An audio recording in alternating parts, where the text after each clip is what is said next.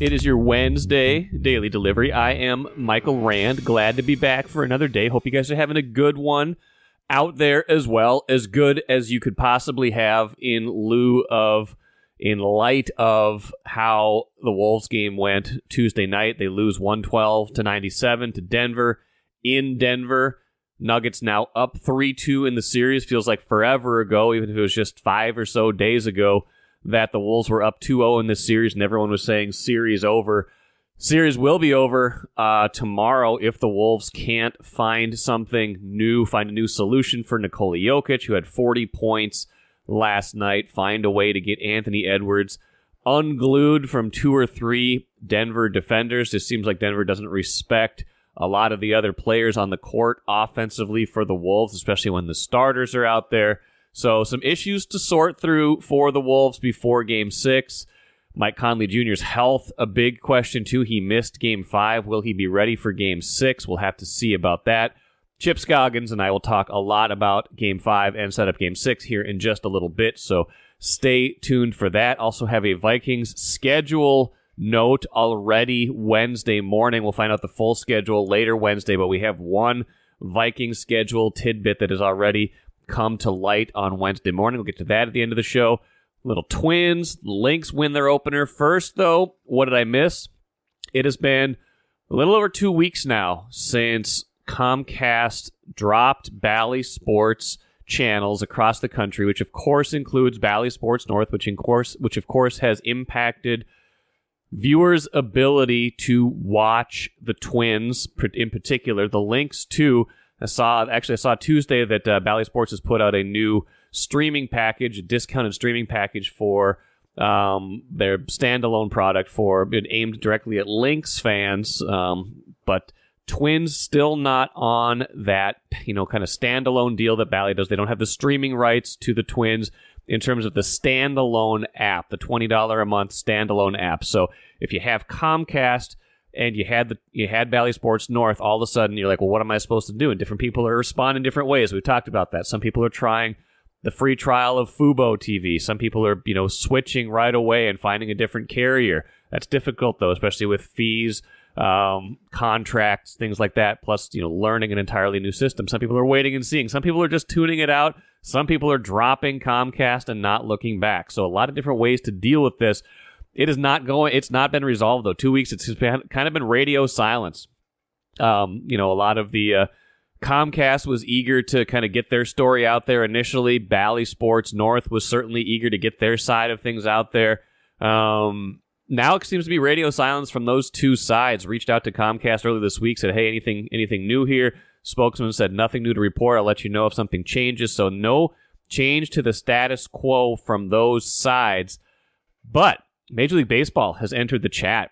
They filed a motion. Major League Baseball files a motion Wednesday ahead of what is now suddenly a key hearing today in bankruptcy court. Major League Baseball basically saying in this motion that this Comcast situation with Diamond Sports basically makes their whole reorganization plan, their whole plan to emerge from bankruptcy, highly unlikely, essentially, that they don't think that this plan is feasible anymore. So they filed a motion on Wednesday.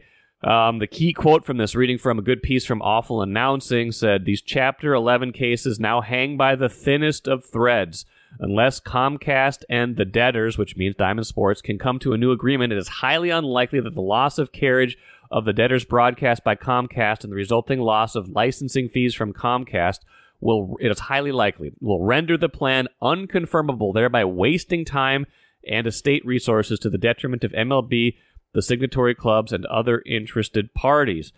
Story goes on to assert, and I think I've seen this elsewhere, 81% of Diamond Sports revenues come from 3 cable distributors, DirecTV, Charter, and Comcast. Now, DirecTV, satellite, so kind of lumping cable and satellite into one bucket here. But DirecTV, Charter, and Comcast, if they account for 81% of Diamond Sports revenues, and you're taking one of those out of the mix right now, that's a pretty big deal. You have to imagine that's 25, 30% of their revenue, depending on how much of that is directly Comcast, but they were the second largest cable carrier last year, almost 14 million subscribers. Now, Diamond Sports does have new deals with DirecTV and Charter, This story, though, notes that Major League Baseball says the economics of those renewals, reading directly from the story, have not been shared, Major League Baseball argues, so it's not possible to gauge whether they helped or hurt the restructuring effort. So basically, Major League Baseball is saying, hey, this plan you have is all well and good. You've got this deal with Amazon to give you some money for direct-to-consumer stuff. If you don't have Comcast, none of this is going to happen because you don't have the money, Lebowski. You don't have the money. So, interesting that it's come to this, but basically they're saying it's difficult to imagine how confirmation can proceed on the current schedule. Major League Baseball basically going frontal on this ahead of this hearing today, 2 p.m. We will see what comes of that. It could just be procedural, might not be much of anything. Major League Baseball certainly has a vested interest in this side of the story. They're frustrated beyond belief, I'm sure, with how this is going. They released like 12 in their motion. They list 11 moments fans missed if they had Comcast because of all of that's happening. And kind of mentioning all the teams that are impacted, including the Twins, extending their winning streak to 12 games. So it's getting a little bit more personal now, but also you can see the impact of the Comcast situation. I've been told for a long time that it would be hard for Diamond Sports to exist without all of these major carriers. So now we're kind of seeing Major League Baseball pointing that out in court, in a motion in court, and kind of getting out in front of this hearing and saying, "Hey, I don't think this is doable. I don't think this is feasible. We will see if judges agree. We will see how the plan proceeds. But if you are of the mind that you would like to see something new by 2025, or perhaps even a little bit earlier, this could be the start of it, especially if the court agrees that without Comcast, without any kind of agreement between Comcast and Diamond Sports, without any reasonable agreement with all these people, that this bankruptcy plan, this plan to emerge from bankruptcy, is not going to happen, and they might have to liquidate, which was the original plan a few months ago, that they would have to liquidate after 2024, and there will be something else in 2025. So again, watch for what comes from that hearing today, and then a big date in June where we find out if this whole reorganization plan gets confirmed or not. So just another step in the road, but Major League Baseball definitely stepping up right now, kind of forcing the issue. We'll see what happens today. Maybe you didn't necessarily miss watching the Twins on Tuesday. They lose 5-1 to the Yankees. First game of that series. Twins had won 17 of their last 20. Saw a mind-boggling stat that in their last 162 games against the Yankees, counting regular season and playoffs, Yankees are 118-44 against the Twins. That's a full season of butt kickings by the Yankees over the Twins. It doesn't seem to matter how good the Twins are, how much of a roll they're on, what the Yankees look like, although the Yankees are usually awfully good. When these two teams meet, it usually does not go the Twins' way. Now, Chris Paddock got roughed up pretty good. Ryan Jeffers solo homer, but that was all the offense for the Twins. We will see if they can do more tonight. Pablo Lopez should be another beautiful night at Target Field. We'll see what kind of attendance they get for this series. Announced for the opener, 23,805. Not too bad, especially for a midweek game, but beautiful night, big-time opponent. Might want to draw 25-30 in games like that, not 23-8. So watch the Twins' attendance. Royce is always on that. Watch the Twins' attendance as the year goes on. Lynx win their opener, 83-70 over Seattle. A lot of their newcomers paying immediate dividends for the Lynx. Alana Smith had a career-high 22 points. Really turned it on in the second half. The Lynx did. They were down in the third, but came up big in the second half. Came away with that win in their opener. Home opener Friday, also against Seattle. So that will be a rematch. But right now, off to a very good start. The Lynx are, and maybe have a better supporting cast right now for Nafisa Collier than they have had in previous years. Open a 5.15% annual percentage yield 9-month certificate from Royal Credit Union. Open now at rcu.org/certificate515. Early withdrawal penalties could reduce earnings and principal. APY accurate as of 4/26/24. Insured by NCUA. Chip Scoggins, Star Tribune columnist, joins me right now to talk Timberwolves Game 5, 112-97 loss at Denver. Chip, a lot of storylines in this game, but I think we would both agree the number one storyline is just Nikola Jokic, the three-time MVP, was I don't know if I've ever seen him as good. I'm sure he's been as good, but man, 40 points, 13 assists, 7 rebounds. Anytime the Wolves got anything going in that pivotal Game 5, he had an answer. They couldn't stop him. No, he showed why he is the best player in the world. That third quarter was as good as you're going to see an NBA player play and have as much of an impact as one player could have. And we said it the other night, I think a lot of us wrote it too, that when Ant went for 44, but he didn't get much help, hey, one guy can't do it all. I felt like, and Joker got some help today, but that was a one-man wrecking crew. The Wolves came out after just a really uneven, poorly played second quarter. They have that brief spurt there, take the lead by one. Denver calls a timeout, and it's like Joker said, all right, you can't stop me. There's nothing you can do. And it's interesting, the strategy, they try to just man him up instead of doubling, and it really is pick your poison, because even when you double him, I think he's good enough to score, but he's going to find – and he still got double-digit assists tonight, 13 assists. So I don't know what you do. I think at this point I would just send everybody at him, and if Michael Porter Jr., who I thought was awful tonight, I didn't think Jamal Murray was very good. I didn't think he made everybody so much better, but it wasn't like those guys went off. I would make them beat me. I would not let him do this again, because if you try to single cover him with Gobert or Towns or whoever, it's just not going to work. And it is amazing as great as, we all said Gobert is defensively, 4-time defensive player of the year. He has no chance against Joker. No. He's just too crafty. Yeah, he is. And he's, like you said, he had 13 assists still, so he's finding Gordon. Aaron Gordon's had a good series. He's had a great series. 7 of 14, 18 points. He was good defensively. He's impacting the game. You're right. Porter Jr. was not good. Murray was okay, but he's clearly not quite himself yet. But they got contributions from Brown. KCP had a good game for Denver. KCP had 3 threes. They had 4, and then 4 threes. Braun hit 4. Hit a couple buckets. He was pretty good in that game too. So they're getting contributions outside of Jokic. But he's just dictating everything. Anytime they got within, they took the lead there, but then he got that run. Like anytime they seemed like they were nibbling back within 8 or 10, he would do something, and all of a sudden it was back up to 13, 15 again. Now the pregame storyline is all of a sudden no Mike Conley Jr. Sounds like he hurt his Achilles. Something happened with his Achilles towards the end of Game 4. They obviously miss him. He's not like one of the big three, but he's kind of the glue that holds this together. The composure when you need a basket, when you need something good to happen, he'll get you a shot or he'll make a shot. So they definitely miss him in that game.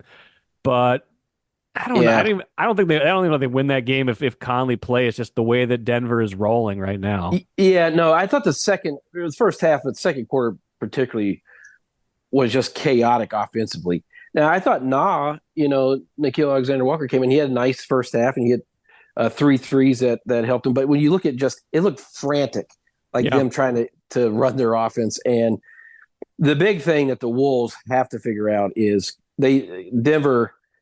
Michael Malone has made some really great adjustments and tonight they were going to double Ant every time.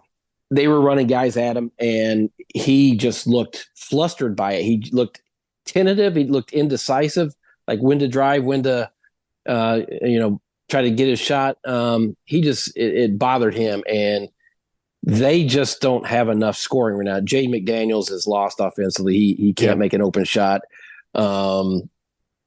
Kyle Anderson, I don't know what he's bringing you at all. Yeah, Towns had a couple moments. Yeah, but then he went back to the driving and flailing again. Yeah, and so it's just not consistent with him. And since he's come back, he's had he's had these kind of spurts where he'll score right. 9 points real quick, 10 points quick.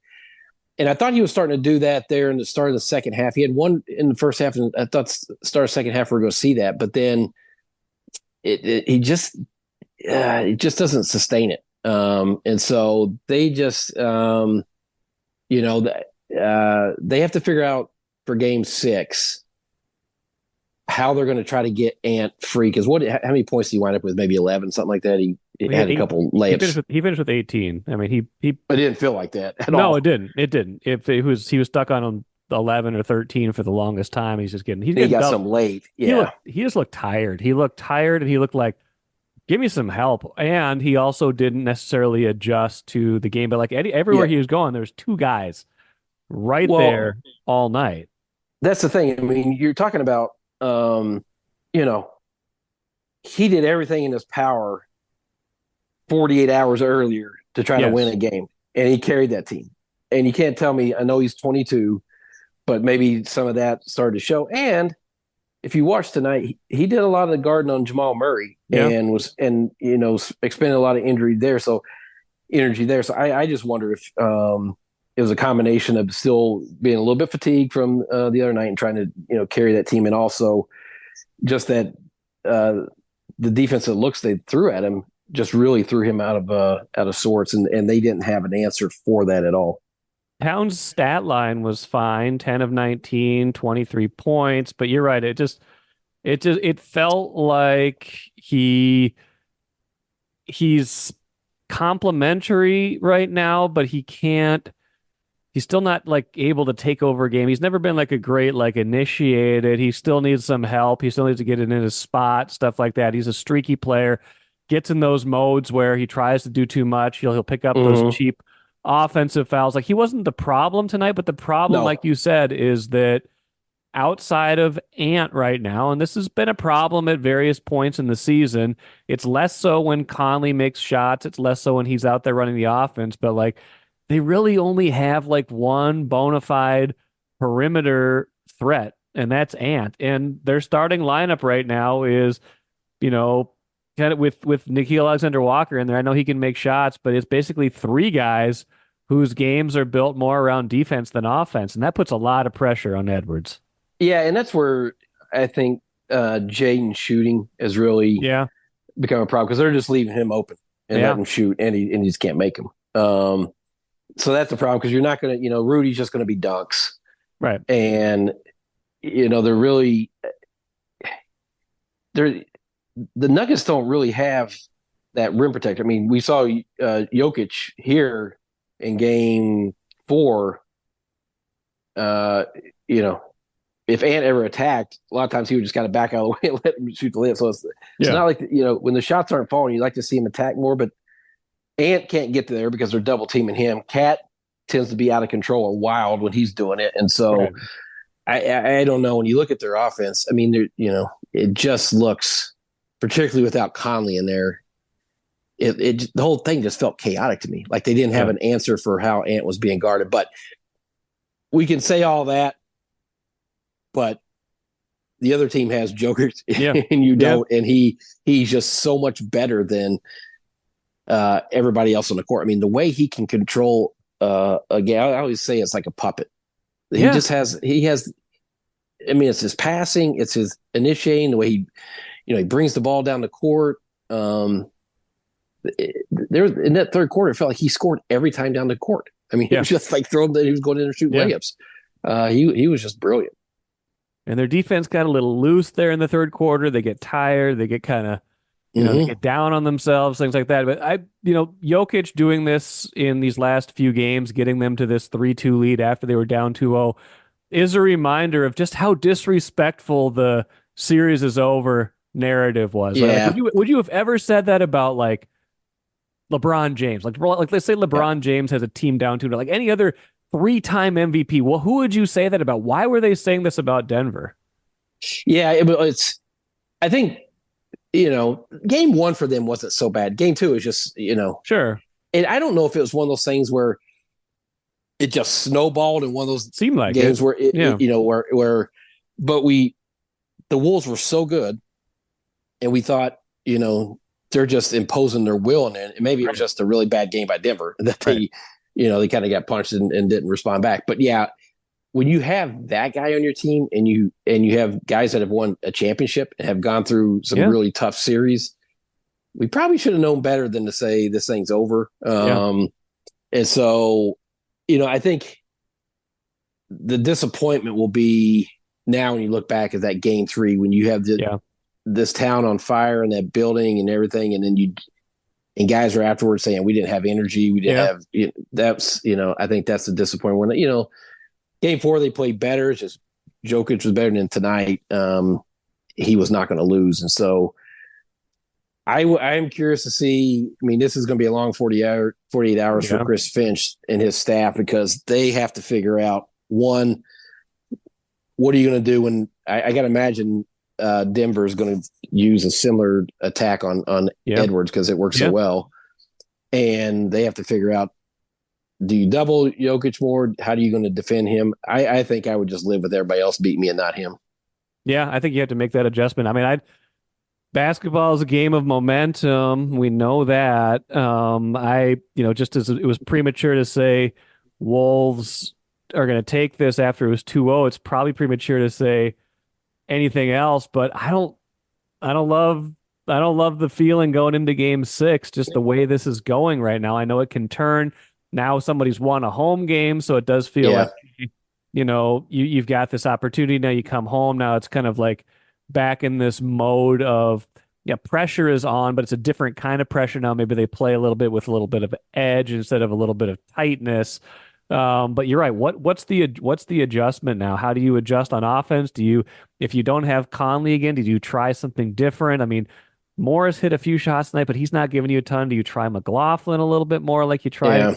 Or like, what do you do to get the offense unlocked? Because it's pretty stagnant right now. Well, and if they're going to double Ant like that and just really cut off his drives, you got to have guys that are going to make shots. Yeah. And if Jay McDaniels can't make an open 3 from the corner, what more can you design? This is that's the strategy that Denver's has. They don't trust that Jay McDaniels is going to hit that shot. He's going to have to just show he can do it. And if he can't, then you're not going to win the series. In terms of what do you do with Jokic, I think you just run. We saw some of the fouls he was taking. They were definitely trying to wear him down. And I know fans like to say, "Oh, he gets away with everything." Stop with the officiating on this. Yeah. And just said that was fine in this game. Yeah, yeah. But they were fouling him. Gobert had a couple hard fouls on him. Oh yeah, those are legit. Nas had a couple of hard fouls on him. So they were going to use their fouls and kind of pound on him, see if they could wear him down. It didn't work. But I think you have to just send bodies at him and hope that Porter continues to miss shots. I think he was 2 or 10 tonight. Yeah. Hope KCP doesn't make shots. The risk you run is if Murray gets hot, then you're I don't know what he shot tonight, but it seemed like he really had to work for his he was, points tonight. He was 7 of 14. He was okay, but he was he was quiet. He just was he was in the background like he has. And some of that was because Jokic was just so great and he was scoring every time. But I felt like they made Murray work. So he didn't get into kind of that flow like we saw when he was when the series was here. So I don't know, but I think I would just putting Gobert on him and letting him back him down in there, that ain't gonna work. No. That's not gonna work. We've seen that. So I think I'd try something else. Luka Garza's got 6 fouls to give. Geez, just throw some bodies at him. Honestly, you're right though. I think you're at a point now where you can't just say, okay, we're gonna play this straight up anymore. I know it's been a pretty good strategy. I know that's what they like to do. I know that's their preference, but I don't think you can go, if you're going to go down, make someone else beat you. Make it be somebody else. Don't let the 3-time MVP have one-on-ones. You look at what they're doing to Ant. Look at what they're doing to Ant. I know, different point of attack. It's a little easier to double there and then scramble and recover, things like that. But and Ant's not the same level of passer as Jokic, but you can't let Jokic beat you all night. And, you live with it if you're right. You live with it if Porter gets hot. You live with it if Aaron Gordon keeps having a great series. You're like, hey, sometimes other guys are just going to make shots. Denver made a lot of shots tonight. I mean, there's an element to that too. It's like sometimes a team just makes a lot of shots, but Denver is the better team right now. I think it feels like the Wolves, like at this point, just like aren't quite ready, right? They're not quite there. You see the value of a three-time MVP, but also this team that's been together for 5 or 6 playoff runs now. Well, and that's the thing. Like you go back to game 4 here. Well, game 3, I thought Murray got going, and then game 4, Gordon goes for 27. Yeah, and Murray doesn't had miss 17. A shot till late. Yeah, he doesn't miss a shot. And then tonight you saw KCP hit 4 threes. Not only there's 2 superstars in this series. Yeah, and Denver obviously has the best one, and Ants until tonight has played has tried to carry a team, but he's at a different level than everyone else. But their supporting cast has just been better. Yeah, I mean, Gordon's outplayed Towns. Yeah, and if it Murray's night was quiet, but in games 3 and 4, I felt like he got his offense going, and so the Wolves have not gotten that consistently the last 3 games. They just haven't had that other guy or the other 2 guys step up and really provide what Denver's getting from their supporting cast. Royal Credit Union's Smart Checking accounts offer no monthly fees and no minimum balance. Enjoy financial freedom when you open your Royal Credit Union Smart Checking account online at rcu.org/go-checking. Insured by NCUA. Last thing, Chip, let's play this out just a little bit, not to be negative, but let's just say for the sake of argument, Denver wins in 6 or even 7. Let's say the Wolves win game 6, but Denver wins the final one back in Denver. What is this postseason to this point told you about this roster? Obviously they're at a point where they're going to have some decisions to make. Do they like this enough to keep it together, to keep going with it? Do they feel like they need to make minor tweaks, more major moves? Like, how do you look at this roster and how they've been in the playoffs, where they won their first 6 games, but now they've lost 3 in a row? Yeah. I mean, it's I think Denver's the best team. If they win this, I thought the winner of the series would win. Go on to win. I think if Denver wins, if they win win the West, they win the West. I think they beat Boston too. So you have to say, you have to factor that into the calculus, right? Yeah. Take away tonight, but I think we've seen tremendous growth from Anthony Edwards in his playoffs. To me, it's when you look at and this is what it came down to. What I thought when they started this playoff thing is this was going to tell the owners which way they went, because they're going to be, you talk about the salary cap and luxury tax and all that. And if you're going to pay that, you need to feel like you're contending, or you're, if you're not winning championships, you're on the path there, or you're close. Right. And so does it help you if you got eliminated by the back-to-back NBA champion? Yeah. Or do you say, you know what? We got some expensive pieces here. We have to move on from somebody, because as long as Jokic is on in Denver, this is going to be, you're going to have to go through them. So it's going to be, we'll see how this plays out. It's not over, so you don't have to make that, no. It's a little premature, but yeah, I mean, it's, there's some things that you've seen so far that you like, I think, from it. And, but man, you watch this game tonight, and I think we've all had appreciation for Jokic, but also how well Tim Connelly constructed that team. Yeah.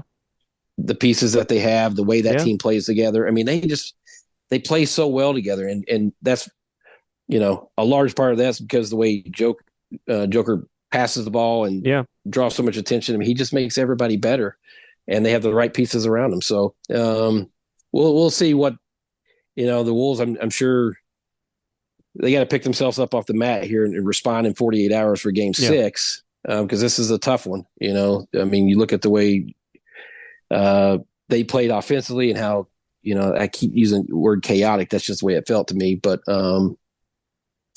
that felt surgical, the way Denver played tonight.